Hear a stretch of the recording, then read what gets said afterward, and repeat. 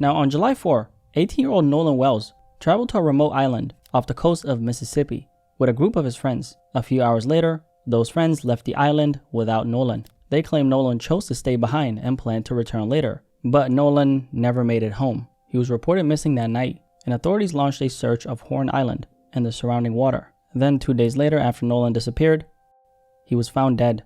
His body was discovered in the water near the same area where he had last been seen. Authorities say they currently have no evidence that a crime occurred and believe Nolan may have drowned. But his family is not satisfied with that explanation. And considering how many questions still surround the hours before his death, it is easy to understand why. So some of you guys might have heard about this story. It's currently going viral. It's been getting a lot of attention online. And I want to break down exactly what we know, what is being claimed, and why so many people believe something about this case does not add up. So here's the story. It starts on the 4th of July, 2026, Independence Day, in Ocean Springs, Mississippi. Nolan Xavier Wells was 18 years old. He had recently graduated from Ocean Springs High School and was playing wide receiver at Southwest Mississippi Community College. And people who knew Nolan described him as a happy, well-liked young man with a very bright future ahead of him. And on the 4th of July, like a lot of young people celebrating that day, Nolan decided to go out with some friends. He joined a group of his friends for a boat trip to Horn Island. Horn Island is a remote barrier island located roughly 10 miles off the Mississippi coast. It is part of the Gulf Islands National Seashore, and because there are no roads connecting it to the mainland, the only practical way to get there and leave is by boat. The plan appears to have been simple: spend the holiday on the island, hang out with other people who had traveled there, and return home later that day. For the first few hours, it seemed like nothing more than a normal 4th of July trip with friends. But at around 3 p.m. that day, Nolan was seen near the northwestern end of the island. That would become one of the last publicly reported sightings of him alive. And roughly an hour and a half later, the boat Nolan had arrived on left the island without him. According to Jackson County Sheriff John Ledbetter, the people investigators spoke with indicated that Nolan chose to remain on Horn Island and expected to return to the mainland with someone else. But that version of events did not come from Nolan, because he was no longer here to give his side of the story. It was based on accounts provided to investigators, including information connected to the people who left the island without him. At around 11 p.m. that night, one of Nolan's friends contacted the Coast Guard. However, the Coast Guard has not publicly explained why the friend called or what was discussed. It only stated that the information provided during the call did not require Coast Guard assistance. And because the Coast Guard has not disclosed what was reported, we do not know why the call did not lead to assistance at that time. Then around midnight, when Nolan still had not returned home, his mother contacted the Jackson County Sheriff's Office and officially reported him missing. The following day, Sunday, July 5th, the search for Nolan began to expand. Shortly after noon, the Jackson County Sheriff's Office requested assistance from the United States Coast Guard. The Coast Guard issued an urgent marine broadcast and sent a helicopter to search the area around Horn Island. And around that same time, authorities released Nolan's description to the public. He was described as an 18-year-old black male, approximately 6'1", 180 pounds, and he had last been seen on Horn Island wearing blue swim trunks, sunglasses, and no shirt. As the day continued, additional agencies joined the search. Boats and aircraft searched Horn Island and the surrounding water, but Nolan was not found. The search resumed early the next morning. On Monday, July 6th, aircraft were back in the air shortly before 6 a.m., while additional search boats were deployed around the island. Then at approximately 8:45 a.m., a United States Park Service ranger discovered a body in the water near the northwestern end of Horn Island, the same general area where Nolan had been last seen. Authorities were notified, and the body appeared to match Nolan's description. Nolan's family was then asked to come to the Lake Mars boat launch, where they met with Sheriff John Ledbetter and Coroner Bruce Lind. Later that morning, the family was taken to the coroner's office in Pascagoula. Shortly before 1 p.m., Nolan's mother publicly confirmed that the body found near Horn Island was her son. Nolan Wells was dead. So at that point, the family had identified the body, but the authorities had not completed the formal forensic confirmation. And then the following day, which was Tuesday, July 7, the coroner officially confirmed Nolan's identity through dental records, and a state autopsy was performed. Investigators said they suspected Nolan may have drowned. At that point, they had not discovered evidence indicating that a crime had occurred. However, his official cause and manner of death had not been publicly released, and the investigation remained active. So at that point, this was no longer just a story about a young man who had gone missing during a holiday trip. This was a group of young people who had gone out together for the 4th of July, and now one of them was dead. So the question became, what happened between the moment his friends left the island and the moment his body was found in the water? So as far as we know, Nolan was last seen near the northwestern end of the island. So according to the group's account, as everyone prepared to leave, Nolan told them that he intended to remain on the island and return to the mainland another way. But because Nolan is no longer here to give his own account, we do not know exactly what was said during that particular conversation. And of course, the young man never made it back to the mainland. He never returned home and was later found dead in the water near the same area where he had last been seen. There was also another more detailed description of what supposedly happened, and that came from a woman named Ashley Cole. Now, interestingly enough, Ashley Cole is a local judge and the parent of one of the young men who was on the trip.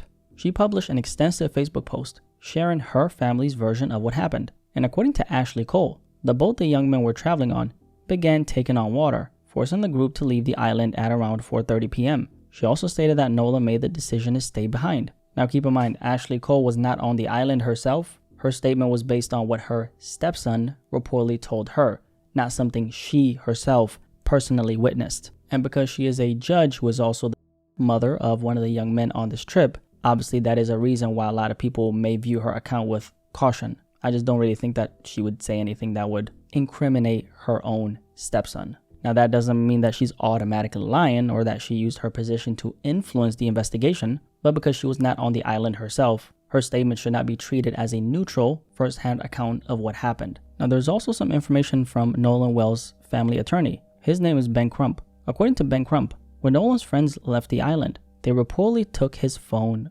with them. If Crump's account is accurate, Nolan was left on the island without his original ride and without the phone he could have used to contact his family or call for help. The attorney also stated that there are conflicting accounts about what Nolan intended to do before the boat departed. So the group's version is that Nolan chose to remain on the island and planned to return with someone else. Who that someone is, we don't really know. The exact details of those conversations have not been publicly released, so it remains unclear what Nolan said and who he said it to.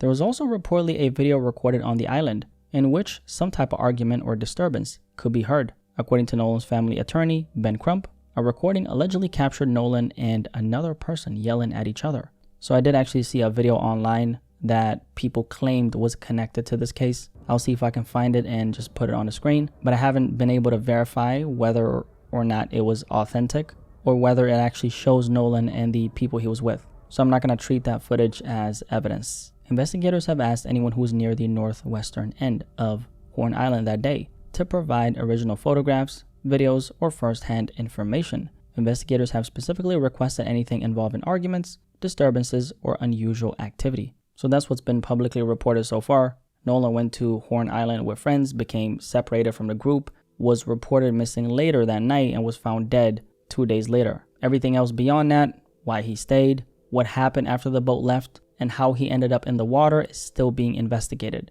Now, there are a few aspects of the story that contributed to how quickly it went viral. And one of the biggest is the racial dynamic. Nolan was a young black teenager traveling with a group of white friends. This widely circulated photograph appeared to show Nolan as the only black person in the group, and once that image began circulating, people had a lot of things to say. Now, I obviously cannot speak to the character of anyone who was there, and there is currently no public evidence proving that Nolan was targeted because of his race. But what I do know is that this young man went to the island with a group of friends. Those friends returned without him, and Nolan was later found dead. That alone is enough to justify serious questions, if you ask me. And for many black people watching this case, the racial dynamic makes those questions feel even more urgent. Because for many black people watching this story, it touches on a very specific fear, being the only black person in an unfamiliar environment and discovering, at the worst possible moment, that the people around you may not value your safety in the same way you value theirs. So that aspect of the story should not simply be dismissed. Nolan traveled to this island with a group of young, there were young white men, young white teenagers. He was black, they were white. Now that does not automatically mean that they did anything sinister to him. I don't really know, but this story right here still reflects a very real concern that many black people have. I'm sure a lot of people know this, but when black people go missing or die under unclear circumstances, a lot of times their families often feel as though they have to fight harder for attention, urgency, and transparency. And I think that's unfortunate because I think human life is very valuable, regardless of what skin color you have or any of that surface level stuff. I think all cases should be treated with equal amount of attention and equal amount of respect. So when people see a photograph in which Nolan appears to be the only black person among the friends that he traveled with, while everyone else returned without him, and he was later found dead, it naturally creates suspicion and distrust. Now again, I want to make it very clear, suspicion is not proof, but considering the history behind that fear, it is not difficult to understand why so many people immediately began demanding answers. Because in a lot of these types of cases, people get information, but the information is not sufficient enough to kind of quiet that voice that says, you know what, there was no foul play that happened here, and nobody wants that to happen here. I definitely don't want to see that happen, because I think his family deserves to find out what really happened here. There's also another aspect of the story that I think is important to talk about: the people you choose to travel with. And I'm not saying that because I believe Nolan's friends necessarily did anything criminal. At this point, there's no evidence proving that. But lately, I've come across several stories involving groups of young people traveling or going out together, only for one person to become separated from the group and never make it home. A few months ago, 20-year-old Jimmy Gracie, a University of Alabama student from Illinois, traveled to Barcelona, Spain during a spring break. After a night out, Jimmy became separated from his friends, disappeared, and was later found dead in the water. Spanish investigators ultimately concluded that Jimmy accidentally fell into the sea, and his death was ruled an accident. There's no evidence that his friends harmed him or anything like that. It was an accident. So I'm not comparing these, two cases to suggest that. I bring it up because both stories point toward a broader conversation. When something goes wrong, who is actually looking out for you? A lot of people move in these large friend groups without really knowing who generally has their back. The people you party with are not always the same people who will stay with you when things become difficult. They are not always the same people who will visit you in the hospital, go with you to the police station, or refuse to leave when you are missing. It's really easy to call someone a friend when everything is going well. The real test is, what do they do when the situation becomes inconvenient, dangerous, or serious? And again, none of this proves Nolan's friends were responsible for his death, but he went to this island with a group of people. They made it back to the mainland.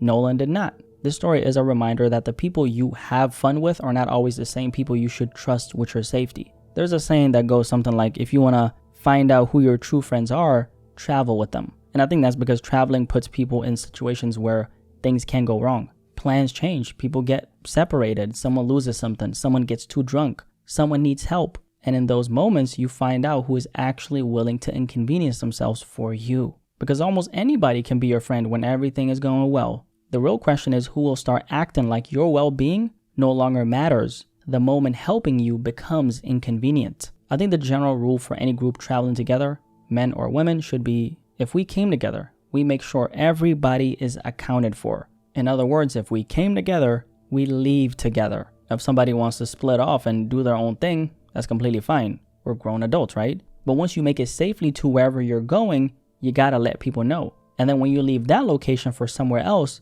you gotta let people know. And when you finally make it back to wherever you're staying for the night, you check in one more time and let somebody know that you are actually fine. Now that may sound excessive, but I don't think it is. I think it's basic consideration. Because when people are traveling and moving through unfamiliar places, somebody disappearing for hours should never be treated like it's normal, because it's not. Now, depending on the culture of your friend group or lack of one, maybe that kind of behavior is normal. But that is exactly why it's so important to know who you're traveling with. You need to know whether the people around you actually check in, pay attention, and take your safety seriously, or whether somebody's simply looking out for themselves. And there's also something to be said about being intoxicated around any type of water. Now, to be clear, we do not know whether alcohol or any other substance played a role in Nolan's case, so I'm not making any assumptions. For all we know, everybody on that boat could have been sipping on smoothies. But this was a group of young people spending the 4th of July out on water, so there's a broader safety point worth making, right? Whenever alcohol or any other substance is involved around boats, beaches, or deep water, the level of risk changes immediately. A lot of people do not realize how quickly water can turn a small mistake into a serious situation. If you are intoxicated, your judgment, balance, and reaction time are all impaired. And if something goes wrong, the people around you need to be even more alert, not less. One person assumes somebody else is watching. Another person thinks you already left. And before anyone fully realizes something is wrong, too much time has already passed to save you. One bad decision, one moment of panic, or one person failing to check can turn a normal day, a normal night, into a tragedy. And I'm not saying that is definitely what happened to Nolan. We do not know. But the point is that generally speaking, if alcohol or any other substance is involved, being around open water becomes significantly more dangerous. That risk becomes even greater after dark, when visibility is limited and it is harder to notice that someone is missing or struggling. This is why you need people around you who are paying attention and who will not simply leave and assume that everything is fine. I really hope that Nolan's family receives a thorough explanation of what really happened. It is incredibly unfortunate that this young man lost his life at only 18 years old. I mean, 18 is nothing, right? Less than a week ago, he was alive and celebrating the 4th of July with his friends. Now his family is searching for answers. It truly is a tragedy. If you made it this far, drop a like on this video and subscribe if you're new here. My name is Blackie Speaks. Nice to meet you. And I'm very curious to hear what you guys have to say. Based on everything that's been reported so far, personally, I do think that parts of this story are suspicious. That does not mean I'm accusing anyone of a crime, because I'm not the law, and it does not mean foul play has been proven. It simply means there are still too many unanswered questions for me to look at this case and feel like the full story has been explained, because I don't think it's been explained. But that's just my opinion based on the information currently available.